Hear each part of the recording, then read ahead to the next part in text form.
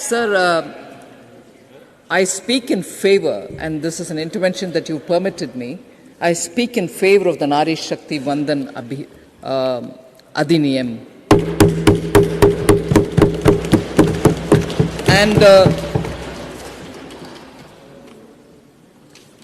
And this proposed 128th amendment has actually been very thoughtfully crafted, considering that we are at a very critical stage of our development process.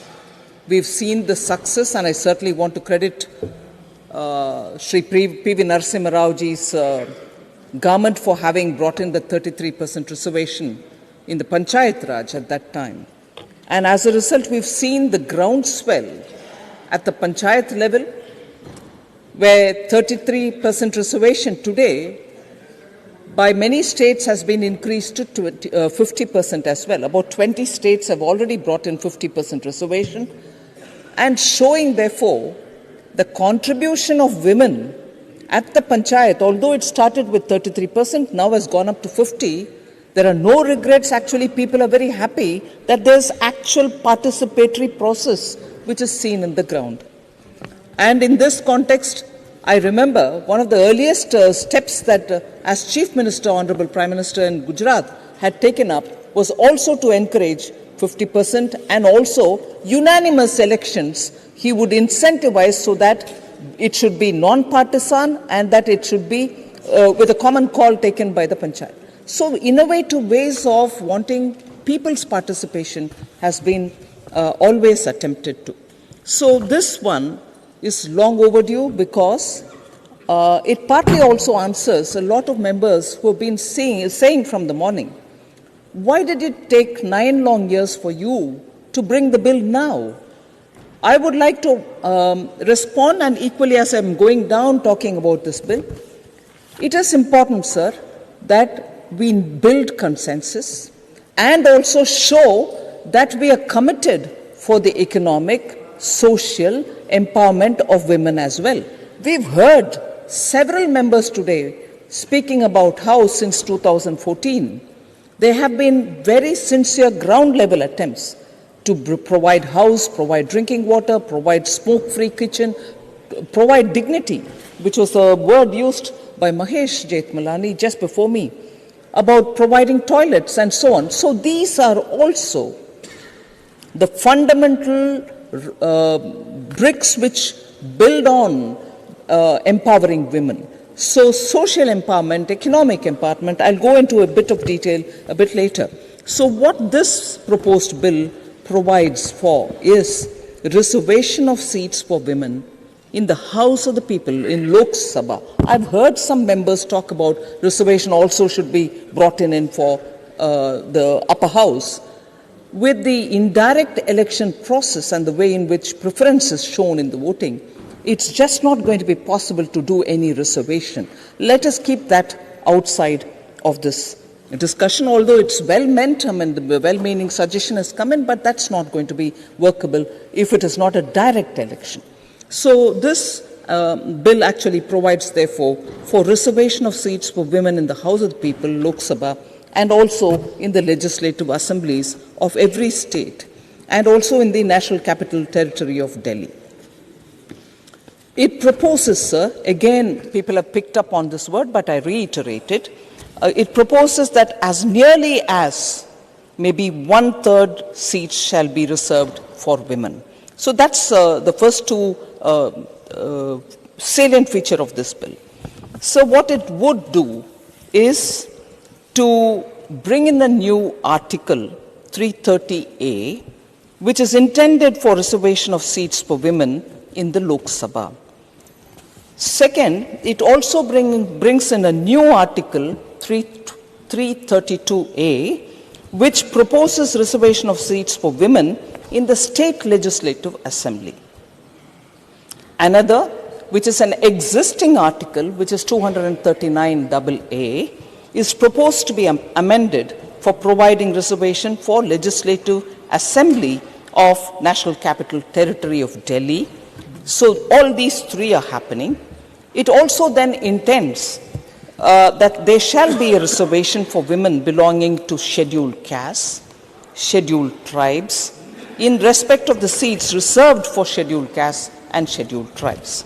So consequential amendments, sir, over and above all this, will also be made to the relevant acts for Puducherry and for J&K. Now we come to the point on which again the previous speaker has gone into greater detail with his legal acumen to say how exactly this is going to be implemented. I'll have a minute on that. As far as the implementation of the proposed reservation for women, the new article 334A is inserted into the Constitution. It intends that after the bill is enacted and after the bill comes into operation, and thereafter that, whenever the first census takes place and the relevant figures for that census are published, a fresh delimitation exercise shall be undertaken, and for the purpose of delimitation of seats for providing reservation for women in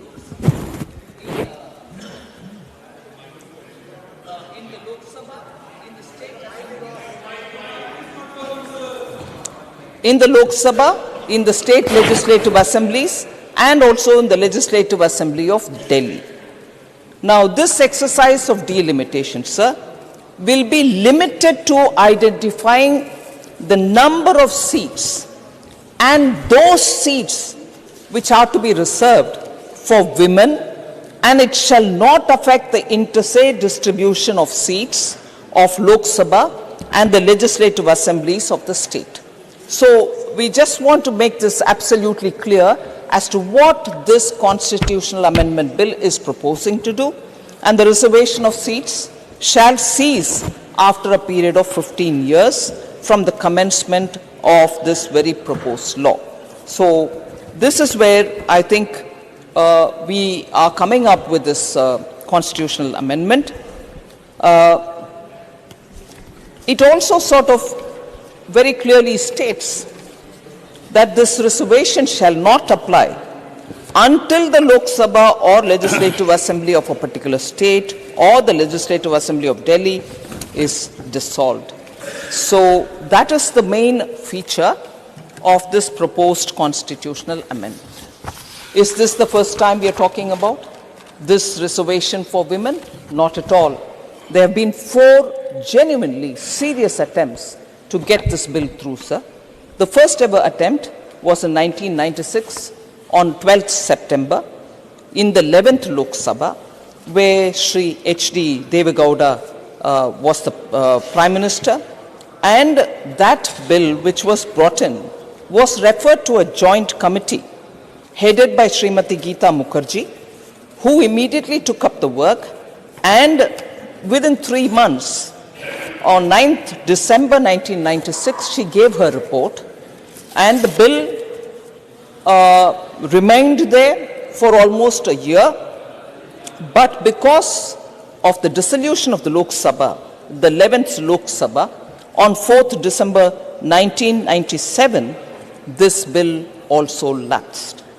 This bill, one particular feature which I'd like to highlight is this bill provided for rotation of seats reserved for women. So it provides for rotation of seats.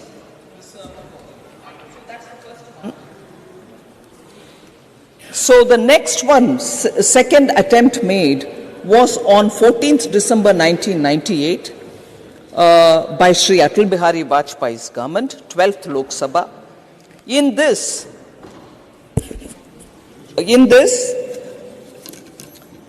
the bill was almost identical to the one which was presented earlier, but a 15-year period was brought in. Now this bill also lapsed due to the dissolution of the 12th Lok Sabha on 26th April 1999. A second attempt was made again by Prime Minister Atal Bihari Vajpayee on 23rd December 1999, That was the 13th Lok Sabha, and then the bill hadn't been pursued at all because they couldn't develop any consensus of view, and again this also lapsed on the dissolution of the 13th Lok Sabha on 6/2/2004. The fourth attempt, which is the most recent attempt, happened on 6th May 2008. In the Rajya Sabha, the bill was introduced under Dr. Manmohan Singh's government, UPA 2, very identical bill to the one which was previously tabled, which couldn't be pursued in the Lok Sabha. And this bill, which was brought in the Rajya Sabha, was referred to a standing committee, a department-related parliamentary standing committee on personnel, public grievances, law and justice on 8th May 2008 for examination. And it got passed, taken up for consideration and passed in the Rajya Sabha on March 2010, and then it was transmitted to the Lok Sabha on 12th March 2010. It was just transmitted. But till 2014, it couldn't be taken up for various reasons. I'm not here going to go into the detail as to why it couldn't be cleared, but it didn't get cleared, and it lapsed. It is important for us to know that it lapsed on the dissolution of the 13th Lok Sabha on 18 May 2014. So, I may be pardoned if I'm repeating something which honourable members already know. There is no bill which is pending that I have to bring back here to say, we'll consider this one, it's been waiting from then. No bill is waiting. With the dissolution of the Lok Sabha, that bill, which was passed in the Rajya Sabha, but which it didn't remain here, which naturally got transmitted to the Lok Sabha, also lapsed. So there's no bill before us. So empowerment of women in India is not a new thing. I just would like to go back in history to identify a few names which stand out for a lot of proof that is so required to say this civilization always held women high. Now, I'm not going into this thing, did we treat them as goddess, give us equality? I've heard a lot of members say with a lot of concern, we don't want to be treated like goddess, treat us equal.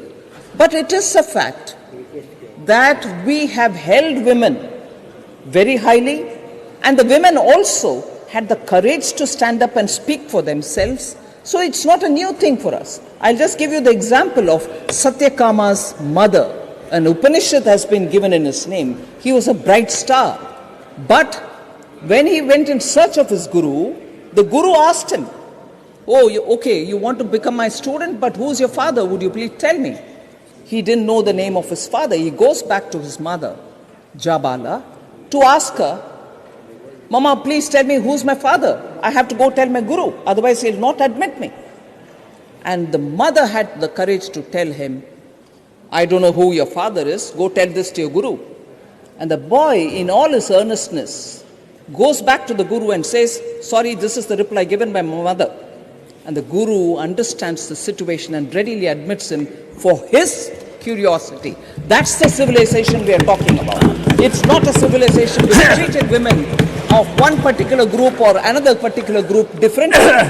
We've treated all women with fairness. There can be differences during the age as we are coming down to today. But that is Satyakama Jabala, and Jabala, the mother, who could tell her boy to go say with pride that no, you'll know your mother's name, but the mother doesn't know the father, and the guru had no objection. Sir, similarly, when Adi Shankara had an argument with Mandan Mishra, there was a debate going on, and who was the judge there?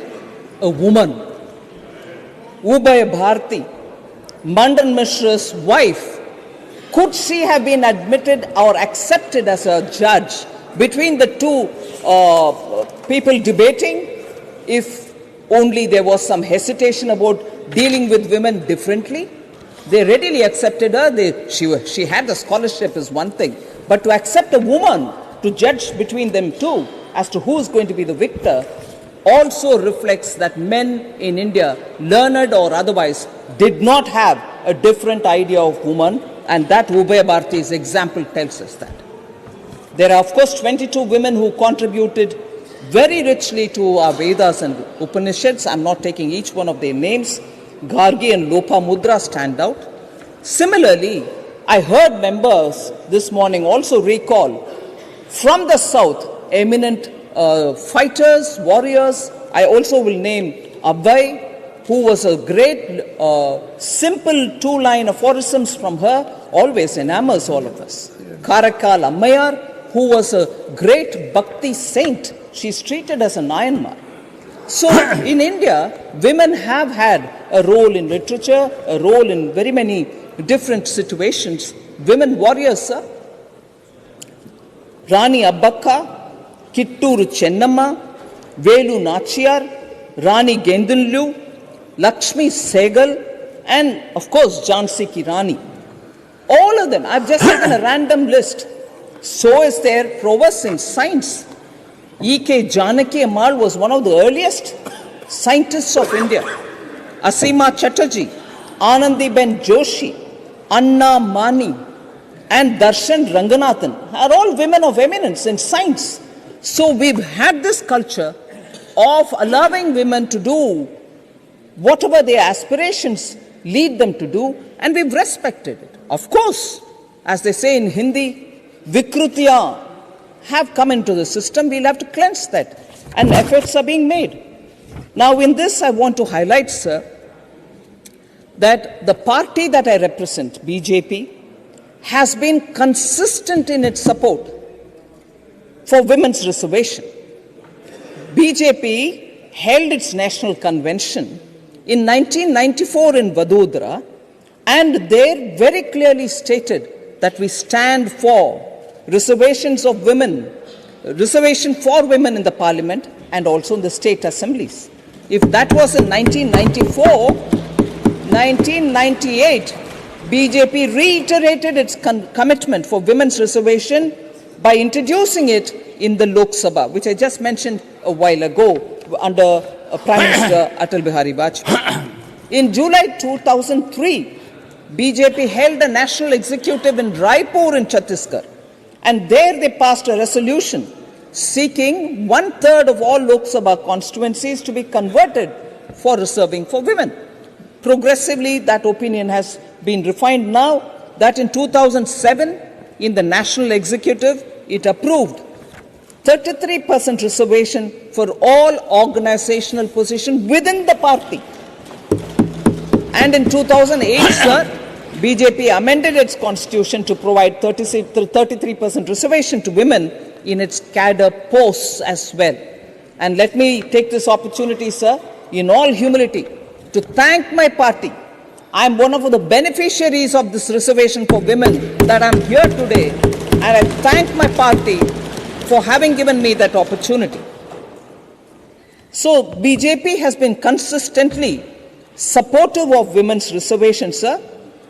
I remember those days were early days for me as a party spokesperson, but the now lapsed bill, which was passed in Rajya Sabha in 2010, late Sri Arun Jaitley supported it passionately in the Rajya Sabha, and it was passed in the Rajya Sabha. Of course, when it transmitted to Lok Sabha, it didn't get through.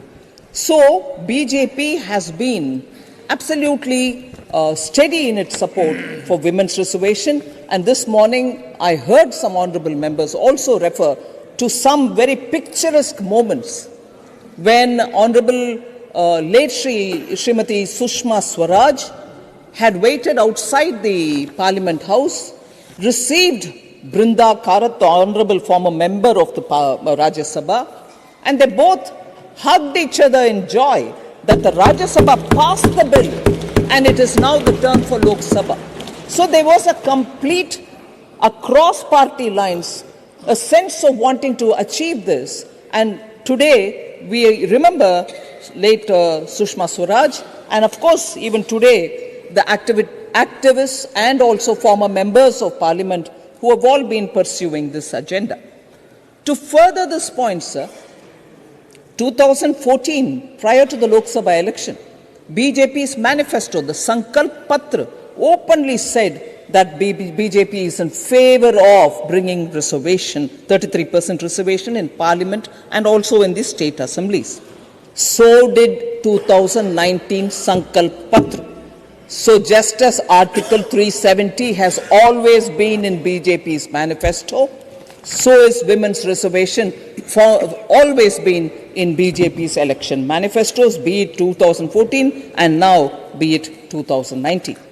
Sir, Sankalp se Siddhi principle, which Honorable Prime Minister follows very earnestly, is also proven by the fact that everything that which is mentioned in the Sankalp Patra is taken up to the level of achieving, that is, Siddhi tak, Prapt karne tak, we follow it in earnestness. I also heard some members this morning talk about you were paying attention to Article 370, you were paying attention to triple talaq, but you didn't do this women's reservation.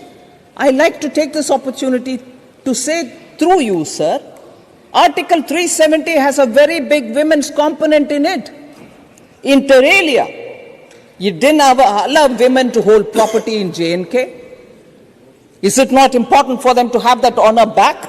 They have, after all, been born there. Well, if they married somebody else from anywhere else, how right is it under Article 370 to deny them ownership of property? Is that not important? Therefore, when we restored the normalcy and also removed Article 370, women, SC, ST, Bakarwals, all of them get their rights. That is why Sankalp se Siddhi principle of Honorable Prime Minister makes complete sense. And between 2014 and today, these are the kind of achievements to empower women which have been happening. Similar is, I heard our Honorable National President, Shri Nadda, speak about triple talaq this morning. He said triple talaq is not in A country, B country, C country, all of which are Muslim-dominated countries. But in India, it took us a whole process of going through the courts and again politically convincing our people and then bringing it in. But Prime Minister Modi did not hesitate. He said if that has got to be done for giving the rights to the Muslim women, we shall do it. So triple talaq also happened. So Nadda ji clearly explained, we don't involve or indulge in appeasement politics. But it is important for us for restoring the rights of women, because in women-related matters, sir, and I can say with complete confidence, in women-related matters, we don't play any politics. It is an article of faith for the Honorable Prime Minister, and therefore we do everything that we've done, whether it is Article 370 or whether it is triple talaq or looking at now women's reservation bill. All of it is part of our manifesto anyway. So between 14 and 19, I shall not spend too much of a time, because yesterday all of us heard Honorable Home Minister speak in the Lok Sabha. He listed out the various measures which have been taken by Prime Minister Modi for social empowerment, for economic empowerment of women. I'll just very quickly flag off a few of them, sir. Ujjwala for smoke-free kitchen, 9.59 crores of people have been given free connection, and 200 rupees subsidy per cylinder, and newly we are adding 75 lakhs more connections. Swachhata Abhiyan, providing a dignified life for women, providing toilets to them. 11.72 crore toilets have been built in this country. Beti Bachao, Beti Padhao has actually helped in restoring a fair balance between gender, because gender asymmetry prevailed all over the country. I heard Honorable Member Thambi Durai talk about how there was this cradle scheme which was brought so that children, as soon as they are born, being girls, are not killed. And that was a step some time ago taken in Tamil Nadu. Many states have done many such steps in order to restore that parity in the gender, in the sex ratio. Sir, Prime Minister Modi's government is the one which gave from 12 weeks of maternity leave to 26 weeks of paid maternity leave for women. These are empowering women. What were we doing between 2014 and 19? These were the things which we were doing. So we didn't forget for a moment empowerment of women. Water to the house for health reasons. Otherwise, they were spending hours going miles to get drinking water. 9.82 crore new connections of Nal Se Jal, Ghar Ghar Jal has been implemented. So I won't go further into that list of social empowerment and the economic empowerment. But I certainly will take a few more minutes, a bit of considerable time if you would permit me, sir. Empowering women, there cannot be a more substantial measure than finding them in the armed forces. I list out the kind of things Prime Minister Modi has taken to get women have that equal treatment. Many of our honorable members saying, treat us equal. We don't want you to do puja or treat us like goddess. No. Can there be a better place than the three armed forces where we have brought women to be at par with men and they stand there clearly? I'll give out the list, sir.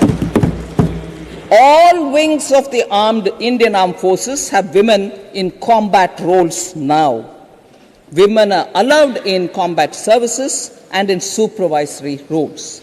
I'll start with the Central Armed Forces, paramilitary forces. In 2016, Prime Minister Modi's government took a call, a historic move, decided to reserve 33% posts at the constable level for women in CRPF, CISF, and to begin with, 14 to 15% posts at the constable level in the border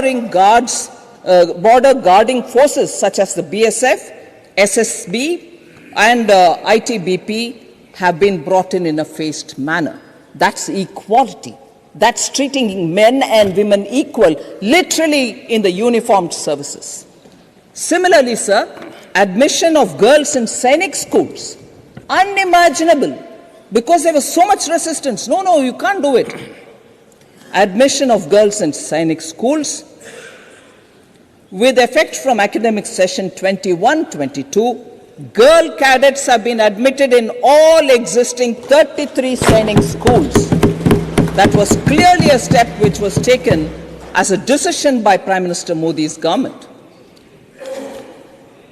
Indian Army, sir, has opened up entry for women candidates in the National Defence Academy. You know how prestigious that center is. And it is one of the male domains which you could never breach. But today it has been opened for female cadets. 19 cadets, including 10 for Indian Army, joining academy every 6 months. Women candidates, women cadets. Sir, permanent commission is also being granted to women officers in the armed forces. You may think that it is only in the armed forces medical corps or it's in the dental corps and so on. No. Or it is in the nursing service. No. Over and above that, now women are being given permanent commission in the armed forces as women officers.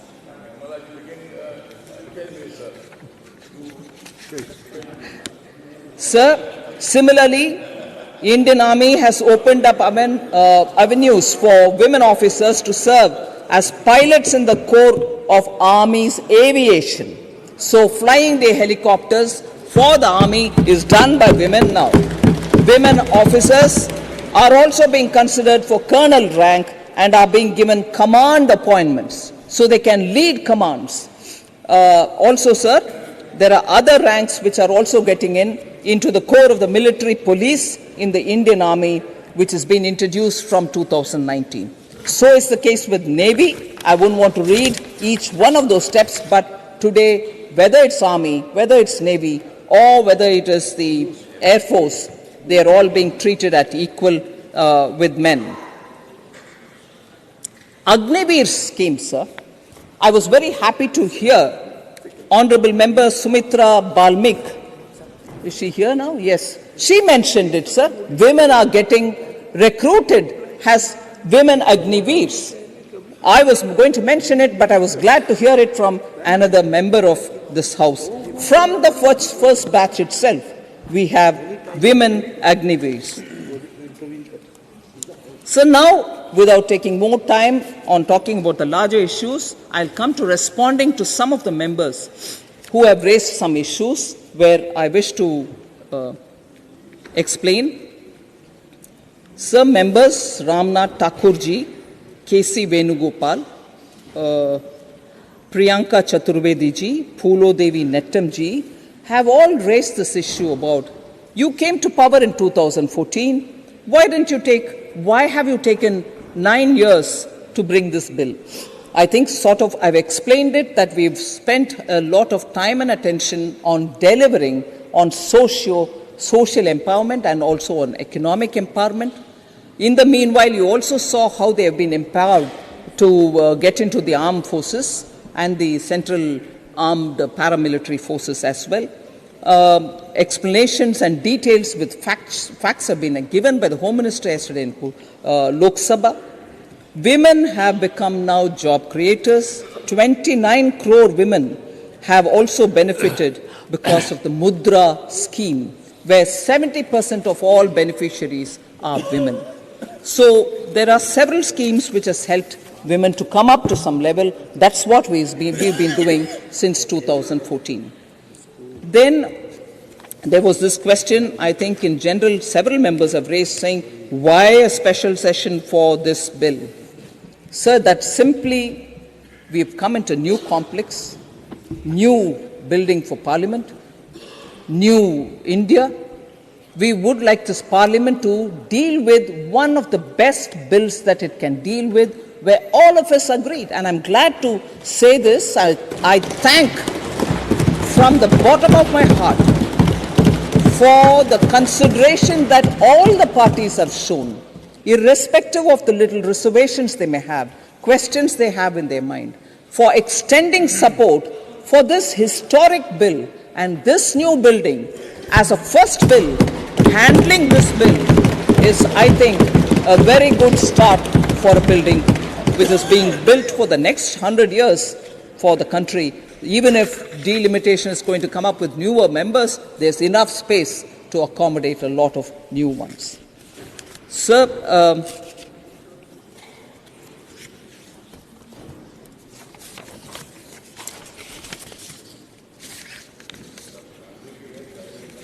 it was a bit disheartening to hear some members say, oh, this bill is a jumla. This is a very catchy word. A lot of people love using that word, but no. Whoever said it, I'm not particularly naming the members, it is not a jumla. This bill is not a jumla. I want you all to please attend to the points that I'm trying to talk. And the context in which the Home Minister said, I think has been well understood, but it's convenient for us to use jumla again, no? So we forget the context in which Honorable Home Minister said it. So the legal process, no, thank you. That was misunderstood, or you're interpreting it differently. I don't want to get into it. Now I'm talking about the Women's Reservation Bill. Legal processes which need to be adopted for enabling this provision has been defined and described by a legal luminary, but I will certainly repeat it for us to know, and I'm sure many of our senior members here will appreciate that without amendments as regards UTs and without the delimitation happening, and delimitation process is a quasi-judicial process. It needs an appointment by law. It needs a Supreme Court judge to retire to head it. It needs members from the Election Commission. It will also have member representatives from every party, recognized party. So it is not a exercise to push the decision further, but once we pass this, and once the states also pass their respective law, is when this, and in the meanwhile census taking place, with the number or the figures of the census notified, the ball sets rolling for a delimitation commission to come into play. So, unless we do it, and in that, I'll get into the detail why this 2026 stands out for us. Why 2026? Why can't it be earlier? I'll try to explain it as well. It is not something which we have done it. We are carrying a legacy where delimitation dates have been frozen, not once, frozen twice, and for long periods of time. I'll get into that.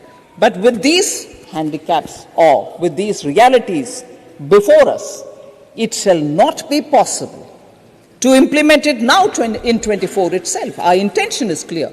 Clear it all up. And once the census is over and the delimitation sets rolling, you're going to have it the moment it is finished. So, no Jumla ma'am, whoever said it, but truly it's going to set that course which was very clearly from a legal side explained. It also says, one of the discussions this morning, sir, saying, why did you have to bring it now? You're going for an election, you're probably worried about the election. No, as I said earlier, it is an article of faith. Whether it is now, whether it is all the 4 times when it was brought to this House, every time BJP has supported the bill. Even that time when it was brought into the Rajya Sabha by Dr. Manmohan Singh, BJP stood out to support the bill.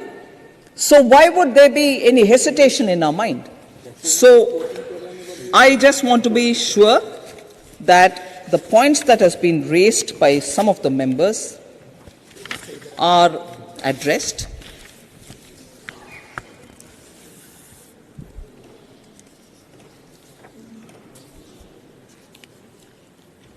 Sir, before I get into talking about the delimitation details, I want to pick up on Sri Binay Vishwam,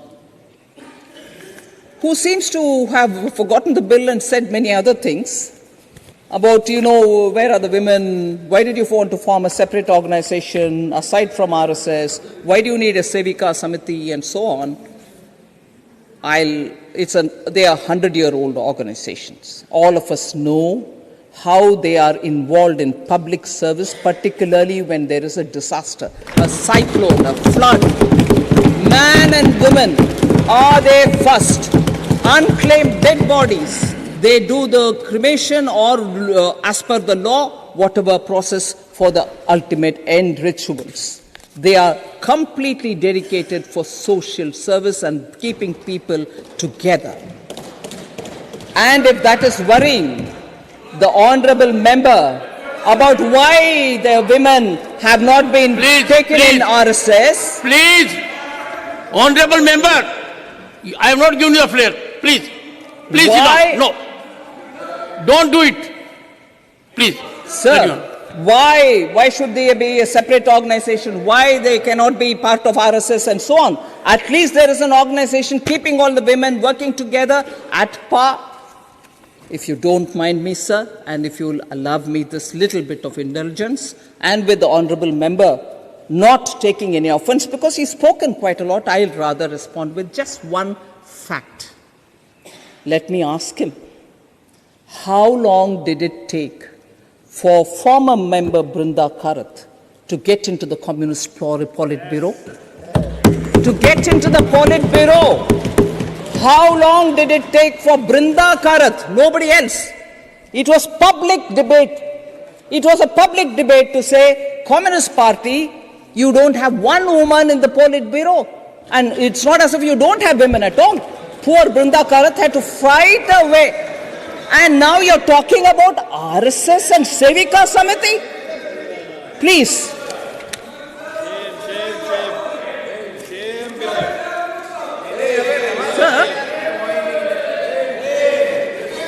Sir, I heard honorable member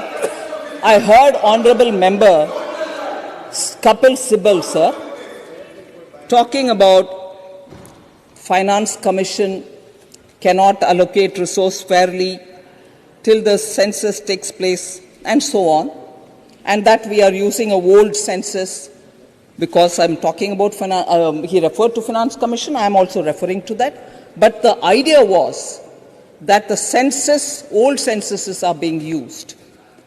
I just want to tell you, sir, it was Prime Minister Modi who, after forming the government, said 2011 census data was first used for the 15th Finance Commission, whose period is now current, 2020 to 2025.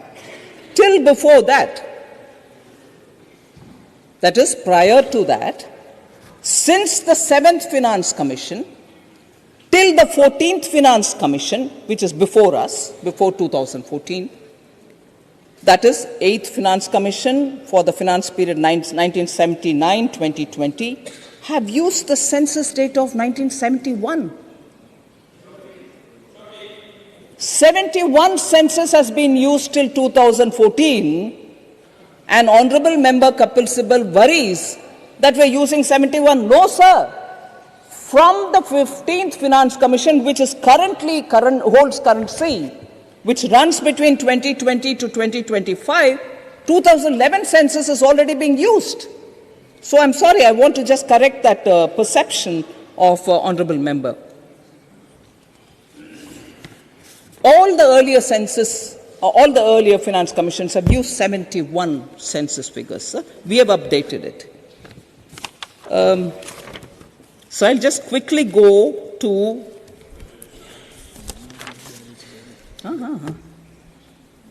quickly going to talking on the readjustment of seats, sir. It's not a problem that we have created. It's not a problem that we suddenly, realize. I would like to trace back as to why readjustment of seats has to go through a particular process, and it's not new problem today. I'm not saying it's a problem, but it is a situation which was created long time ago. I'll just tell you that Article 82 provides for readjustment of seats after each census. So as per this article, sir, seats of Lok Sabha allotted to the states, as well as division of each state into territorial constituencies, will be readjusted after each census. It provides restriction that such readjustments shall not affect the representation in Lok Sabha until the dissolution of existing Lok Sabha. Just the core facts before us. In 1976, and this is where I'll draw the attention of the honorable members. In 1976, the 42nd Amendment of the Constitution inserted two provisos to this article. 42nd Amendment inserted two provisos, which are under Article 82 and 173. First proviso provided as to when readjustment shall take effect, and the second proviso provided that readjustment shall not be necessary until a new census is done and its figures are published after the year 2000. In 1976 till 2000, delimitation was kept frozen thanks to the 42nd Amendment. So that during that emergency, the infamous thing which happened, 42nd became a basket case where you put everything, Adobe's list, and passed it all. When the emergency extended period, the Lok Sabha, after completion of 5 years, ran the 6th year and did all this. So the 42nd Amendment froze it till 2000. Thereafter, this freeze till the year 2000 was amended in 2002, the 84th Amendment, and the year 2000 was replaced by the year 2026. So the 2026 is not somewhere coming out of our imagination.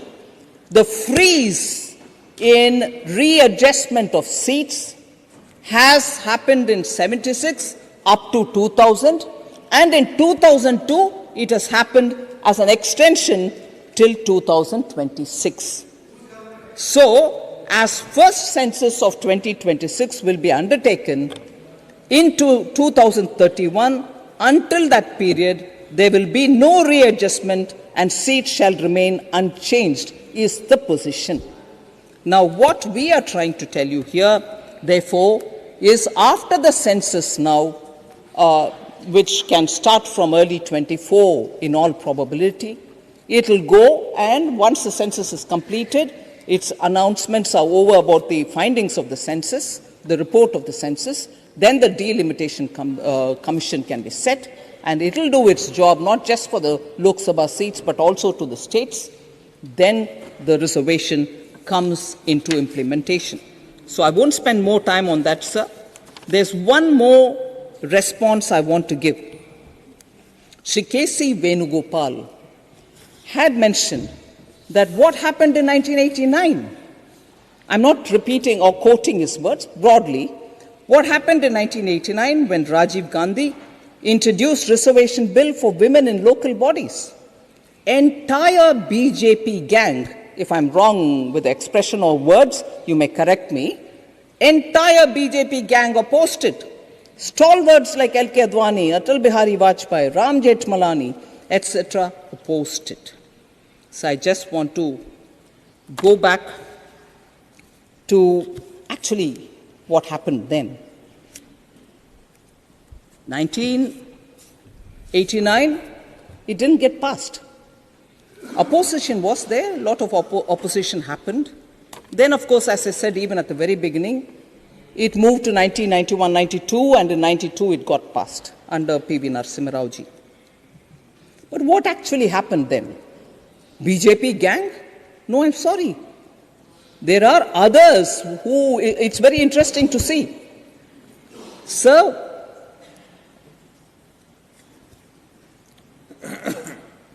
because the center-state relations at that time, and I'm purposely bringing this element, was such that it was felt that the Panchayati Raj plan clearly aims at depriving the states of power to manage their own local bodies. This was the narrative which went into the opposition's minds. Chief ministers like Sri Karunanidhi, Jyoti Basuji, Devi Lal, and Sri N.T. Rama Rao, all of them made it clear to Sri Rajiv Gandhi that this was an issue which required a national consensus. So it's not the BJP gang, sir. All states were standing up to say, sorry, you're taking away our powers. And I'm quoting here, sir, Sri N.T. Rama Rao, as reported in a newspaper, if you want I can always read this authenticated copy, said Sri N.T. Rama Rao, let the Prime Minister, I'm quoting here, let the Prime Minister seek a fresh mandate from the people on this issue and then amend the Constitution. Sri N.T. Rama Rao said this about that Panchayati Raj bill. Again, sir, I will add, sir, Ramakrishna Hegde ji said, quote, and I'm reading it exactly as the quote is before me. Rajiv now wants to run the villages from Delhi. We won't allow encroachment on the rights of the states. That was Ramakrishna Hegde, sir. Then Saroj Mukherjee from CPM, sir. It's not BJP gang. I'm telling you about CPM also. The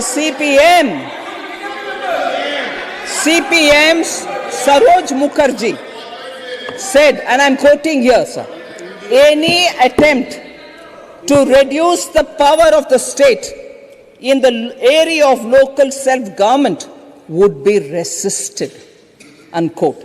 So, sir, when you don't have a record to justify your center-state relations, and I also do remember the GST debates, You promise something to the states, you don't fulfill it, and the states don't have confidence in your word. GST didn't happen during the period. Whereas that's the confidence Prime Minister Modi could give to the states, and therefore GST was implemented by us. Center-state relations.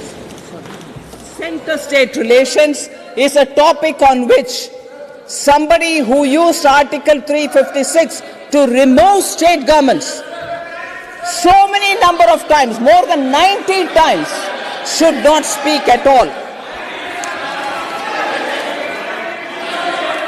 Sir, just one last point. Such one last point. Lot of people,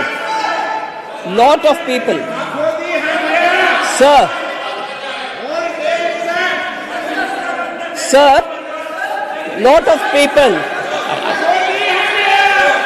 One second. Sir, you want me to sit down? Yes. Sir? No, you want me to sit down, sir?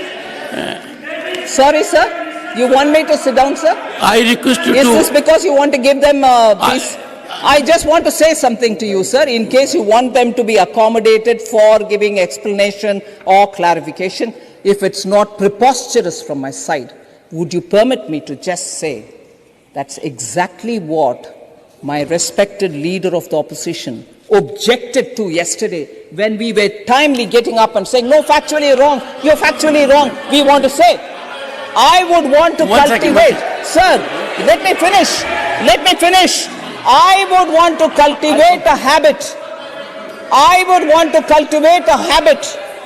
And I'm telling you, I would want to cultivate a habit for myself, sir.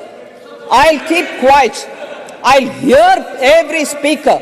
And when there is an objectionable comment made, or when there is a factually incorrect statement made, after they finish, I will seek your permission to stand up and rebut it, provided they are here to listen, not if they are walking out. So please, sir, it's a two-way street. Now that you're saying, I'll sit down. No, please conclude. Honorable Finance Minister, please conclude. Can I? Please conclude. I'll come. Sir, just the last 2 points, sir. Just the last 2 points. So there's been a lot of question on why is it that we won't be able to do the OBC like the way we do the SC reservation or ST reservation. There is no specific mention of electoral reservation in the Constitution for OBCs as it is mentioned for the SCs and STs. That is why this bill, which brings in the amendment to have a 133% reservation, deals with the general category, deals with the SC category, which is provided for by the Constitution, and deals with the ST category, which is provided for by the Constitution. So there is no ambiguity in our mind. So the last point, which is a bit of a disappointment for me, which is a very worrying thing for me, I seek your indulgence and allow me to say this, which is really not what I want. Leave me, but I'm sure many of us wouldn't want that in the upper house. So this morning, I heard insinuations passed against the Prime Minister and Honorable Home Minister.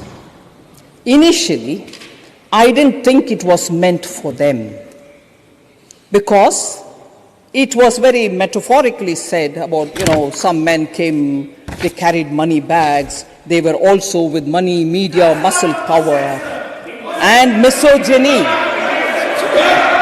Sir, I would want this to be finished, and anyone who has an objection can please speak after that. So, when it was metaphorically said, two members came to Bengal, men came with money, media, muscle power, misogyny, and mocked the Chief Minister. I was just plainly hearing it. I didn't think I got perturbed. But I'm happy that you've already said, substantiate it. Sir, I'm glad you said substantiate it. And I thank you for it on the assumption that if it is not substantiated, it will be expunged. But why am I worried about any reference to any two men? I shouldn't really be worried, right? Agreed. That's how I thought it was. But when somebody from here objected to that comment, and finally when it was not permitted, and the honorable member was allowed to speak, he used the names. And if I can recall the lines that he said, sir, he looked at you and said with aggression, sir, if whenever I take the name of Prime Minister Modi and Amit Shah ji, I get under their skin, is what he said. Now, if the two-man reference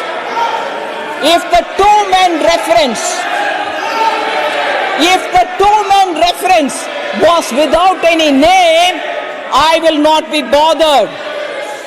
But when somebody protested it from here, the true thought was betrayed. The true thought was betrayed. And the true thought was Prime Minister's Modi name and Amit Shah's name. Whenever I take it, which is what the honorable member said, whenever I take it, I get under their skin. So everything ties up. Everything ties up. I would humbly request you, sir, that that document be provided here, corroborated, substantiated. If the money, muscle man and the media have come, or else apologize and the remark be expunged. Thank you very much.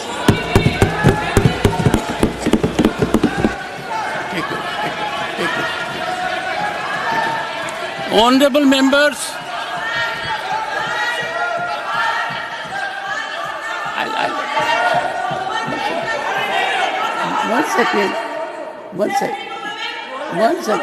one second. Take your seat. Rajya Sabha में नारी शक्ति वंदन अधिनियम पर चर्चा जारी है। आपने देखा राज्यसभा सदस्य और केंद्रीय वित्त मंत्री निर्मला सीतारमण ने बिल पर बोलते हुए सरकार के महिला सशक्तिकरण की प्राथमिकता को दोहराते हुए भारत के इतिहास से लेकर वेदों और उपनिषदों का उदाहरण देते हुए कहा कि भारत में महिलाओं की भूमिका भारत के इतिहास, आजादी की लड़ाई से लेकर सनातन के सिद्धांतों में मौजूद है। निर्मला सीतारमण ने कहा कि बीजेपी ने हर बार संसद में जब जब महिला आरक्षण बिल आया उसका समर्थन किया। बीजेपी ने 2014 और 2019 के संकल्प पत्र में 33% महिला आरक्षण का वादा किया था, जिसे संकल्प से सिद्धि के सिद्धांत के तहत सरकार अब पूरा करने जा रही है। उन्होंने कहा कि अनुच्छेद 370 के तहत भी जो भेदभाव जम्मू कश्मीर में महिलाओं अनुसूचित जाति के साथ था, उसे सरकार ने आर्टिकल 370 को हटाने के साथ महिलाओं को उनका हक दिया। निर्मला सीतारमण ने अपनी बातों में आगे रखा कि पिछले 9 सालों में महिलाओं के सामाजिक, आर्थिक और राजनीतिक सशक्तिकरण के केंद्र की योजनाओं के जमीनी असर को आंकड़ों के साथ सदन में रखा।